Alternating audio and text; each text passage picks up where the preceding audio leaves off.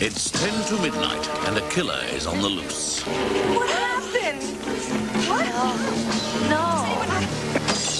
I know you want a story, but I want a killer, and what I want comes first. When the law protects those maggots out there, you'd think they're an endangered species. Charles Bronson is a cop determined to get his man. You go in that courtroom and forget what's legal and do what's right.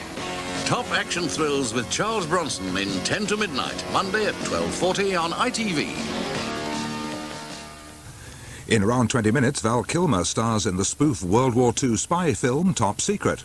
An Elvis-style rock singer becomes involved in a ploy to unite East and West Germany by force. Top Secret at 11 o'clock. But now the ITN News with Trevor McDonald.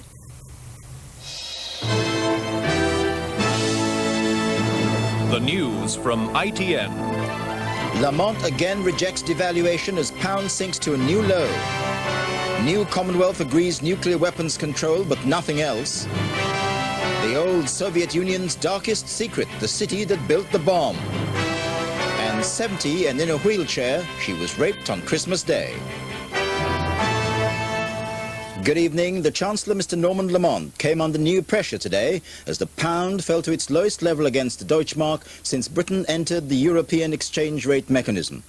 But interviewed for tomorrow's Financial Times, Mr. Lamont again ruled out devaluing sterling and insisted his policies would lead to a recovery.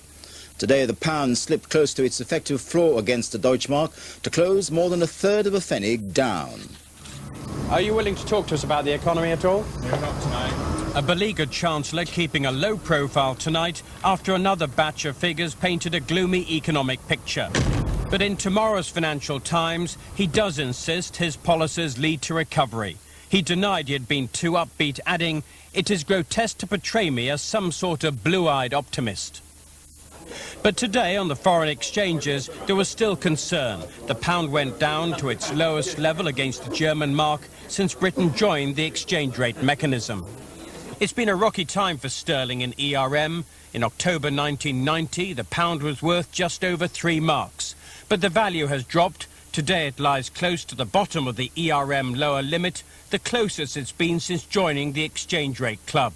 It's again prompted speculation there may be an interest rate rise. I suspect that over the next few months, the government are going to have to be somewhat skillful, perhaps even lucky if they're to avoid an interest rate increase before the election. A prospect which the government wouldn't relish. It was left to a junior minister to admit interest rates may have to increase by up to 0.5%. The Chancellor's made it perfectly clear that the overriding commitment is to maintain our position in the exchange rate mechanism, and if that means raising interest rates, that he will do it. Labour, sensing a government in trouble, today launched a poster campaign saying the public had lost confidence because the economy had gone badly wrong. They are, after all, the people who said that recession, unemployment, business failures was a price well worth paying. If they listened to us more than a year ago and implemented the policies that we wanted to stop Britain going into deep recession, thousands of good businesses would have been saved. I believe that the government must do more to re-establish confidence in the United Kingdom economy, otherwise higher interest rates will be a certainty. This year, more than 47,000 firms failed in the UK because of the recession, and according to a business information survey, there could be a similar number in 1992. And the Institute of Directors also warned that industrialists were becoming more pessimistic about the economy. There's little Christmas cheer for the Prime Minister and probably less for the Chancellor, who's at home tonight. Mr. Lamont still maintains that Britain is coming out of recession. And over the next few weeks, he'll do his utmost to avoid putting up interest rates and damage any chance of a recovery. Stephen Cape, ITN, in Downing Street. The leaders of the new Commonwealth of Independent States have endorsed a single command of nuclear weapons, but they've agreed to disagree about setting up a joint conventional army. After 8 hours of talks in the Commonwealth's new capital, Minsk, 3 of the former Soviet republics, Ukraine, Azerbaijan and Moldova, said they'd be setting up their own separate armed forces. Our diplomatic editor, Edward STOURTON in London, has our report. They had to show the world that they could sign something, that there is a will to make the new Commonwealth work. But the agreements they reached today were modest when measured against the tasks they face, and the tone of the discussions, described as stormy at times, suggests increasing tension between the two most powerful republics, Boris Yeltsin's Russia and Leonid Kravchuk's Ukraine. They say they're of one mind on the issue that most worries the West, the control of nuclear weapons. Boris Yeltsin announced after the meeting that strategic weapons will come under the control of a council of Commonwealth heads of state.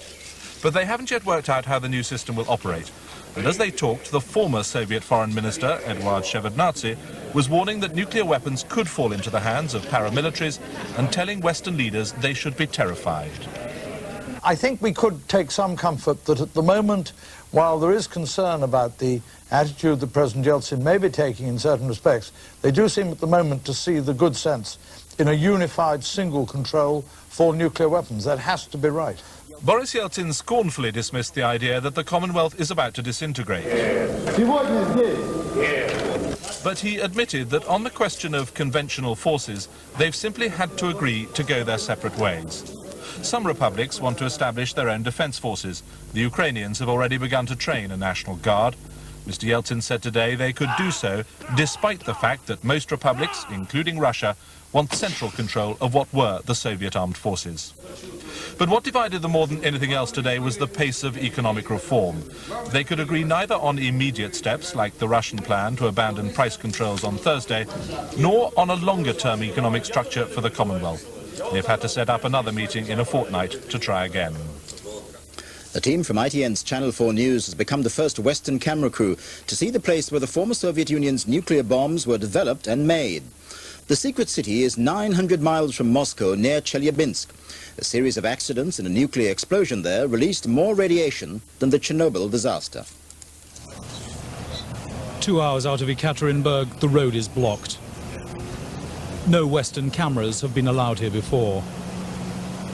Beyond the gates, a city that appears on no maps, it has no name. The people call it simply the city. But the gate is guarding the secret that made the Soviet Union a superpower. Mayak, the country's first and biggest atomic bomb factory, Stalin's answer to America's nuclear weapons program. On the gates, the figures 235, uranium-235, the stuff of atomic bombs. The 5 reactors are now shut down. The last 2, they say, closed this year. The arms race began and ended at Mayak. We found a legacy that amounts to a human and environmental disaster. Next to the factory, lead-lined trucks are loaded with rock. They're taking it to a lake called Karachay. Outside the core of a nuclear reactor, this is the most radioactive place on Earth. Nuclear waste has been dumped untreated into the lake for decades. Now it's being filled in. Radiation levels are so high, the drivers can spend only 3 minutes here. In 1957, Mayak was the scene of the worst nuclear disaster until Chernobyl. One of the waste tanks here exploded, contaminating 8,000 square miles of countryside. 23,000 people were evacuated. 50 kilometers from the plant, the bridge at Maslumovo crosses the frozen river Techa. Another 7.5 million curies of untreated nuclear waste have been washed downstream from Mayak. 20 villages have been evacuated. But in Maslumovo, children are still playing on the ice. Radiation levels are 8 times higher than normal, more than enough to endanger their lives. The authorities confirm almost 1,000 cases of radiation sickness, a 40% increase in leukemia, and more babies dying. In opening the gates of the secret city, in beginning the long, expensive task of cleaning up the mess left by the Cold War, the Russians are seeking cooperation from those that Mayak was created to destroy. Andrew VEITCH, ITN, Mayak. Here, a 70-year-old woman who is wheelchair-bound because she has no legs told today how she was raped by a burglar in her bedroom on Christmas morning. The woman appeared at a police press conference at Crawley in Sussex because she said she wanted the man caught before he attacked again. This severely disabled pensioner, who's asked not to be identified, was raped by a knife-wielding intruder at her home in Sussex. She was asleep at 3 o'clock in the morning of Christmas Day. Today she told reporters her story. In an interview afterwards, she explained why she's gone public. I've come here today because I should hate it to happen to anybody else. This attack was horrific. The man came in through a window which she'd left open to let in some air. Well, I just sort of woke up and found there was somebody there. Was he very aggressive towards you? Yes, he sounded extremely angry all the time. The 70-year-old widow did try to fight off her attacker. I struggled as much as I possibly could, but when you're laying flat on your back, it's not quite so easy. So you didn't really stand much of a chance against him? No, none at all. What are your thoughts about the person who attacked you? Well, I think that he must be mentally deranged to think of doing anything this to an elderly person. Police say the man could strike again and are warning other elderly people to keep their windows securely locked. At least 15 people were killed and more than 100 were injured by a car bomb which went off in Muslim West Beirut during this morning's rush hour. It was the worst bombing in the Lebanese capital since the civil war there ended more than a year ago. It happened in one of the city's poorest areas. Many of the casualties were women and children. Some were trapped in buildings that were virtually destroyed by the blast. Here, the owners of a pit bull terrier due to be destroyed because its muzzle was taken off in public went to Downing Street today to plead for her life. The dog, Stella, wasn't allowed to go to number 10, but her owners delivered a 2,500-name petition to the Prime Minister asking for him to save her. Magistrates in Bristol ordered Stella to be put down after her muzzle was removed to allow her to drink from a puddle. Finally, we return to the former Soviet Union, where a convoy of lorries carrying emergency aid has arrived in the Russian city of Smolensk after a journey of 1,000 miles from Berlin. Armed soldiers protected the vehicles and their cargo of food and medicine. ITN's Paul Davies travelled with the convoy. It was a marathon trek across a frozen Eastern Europe, the humanitarian convoy travelling from Germany through Poland into what used to be the Soviet Union, where for millions hard winter presents more immediate problems than even the current political turmoil.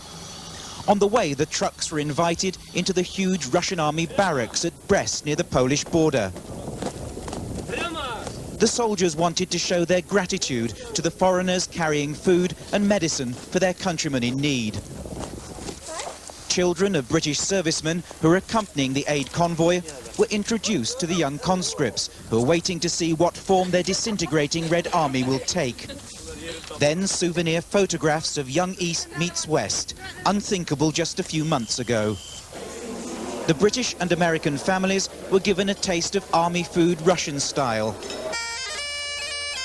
A British piper played for his supper to the obvious amusement of his hosts. This morning, 2 days and almost 1,000 miles after setting off from Berlin, the convoy reached its destination, the ancient Russian city of Smolensk, where the Metropolitan, the head of the Russian Orthodox Church in the region, was waiting to express his thanks and outline the plight of his people. The people have nothing, really nothing. We haven't enough bread, we haven't enough meat, we haven't fish, we haven't vegetables, and of course the medical supplies also. The people of Smolensk are planning their own thank you to their foreign benefactors with a service in the historic cathedral. But the convoy organiser says much more help is needed. It's chicken feed, and that, for me personally, tomorrow I'm going to find very difficult to cope with, because for every one family in this town that gets one of our boxes, there are probably at least 2,000 that won't. Tomorrow the British team will distribute aid to hospitals, schools and to Russian families. They're already hoping to stage a much larger scale relief operation early in the new year. Paul Davies, ITN, Smolensk. That's the news so far this evening. ITN has bulletined throughout the night here on ITV. From all of us now, good night.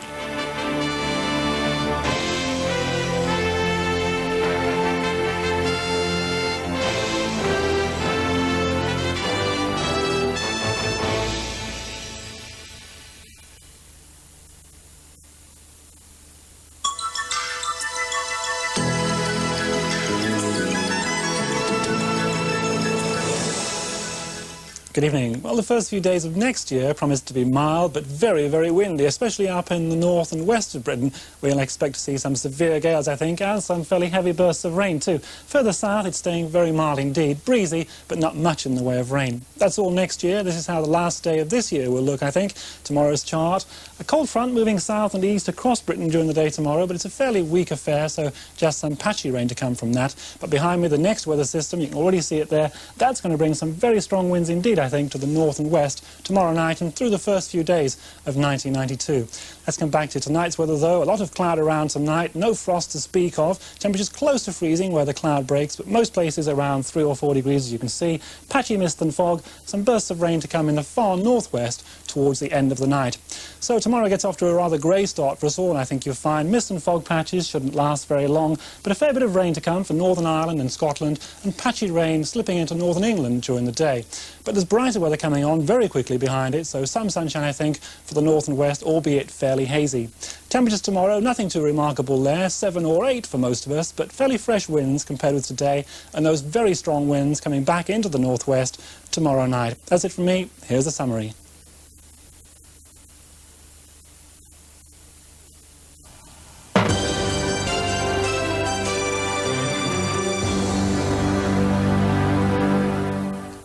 Good evening. A 20-year-old man has tonight been charged in connection with the death of a Leeds schoolgirl. The body of 14-year-old Sarah Furness was found on Christmas Eve by workmen clearing debris following a blaze 3 days earlier at Velco Tyres off Whitehall Road in Leeds. Her badly burnt body was identified with the help of medical records. Sarah had moved out of her father's home at Fairfield Terrace 3 weeks before her death to stay with friends on the Broadleys estate. The man will appear before Leeds magistrates tomorrow. A poison water scare which affected 80,000 people in Sheffield over the Christmas holiday is over. Yorkshire Water announced today that a parasite which infected supplies from the Redmires treatment works has been eradicated. Now there's been a call for an inquiry into the whole affair. Dominic Cheetham reports. Reservoirs at Redmires, which supply 30,000 homes in the southwest of the city, were found to be contaminated by the Cryptosporidium parasite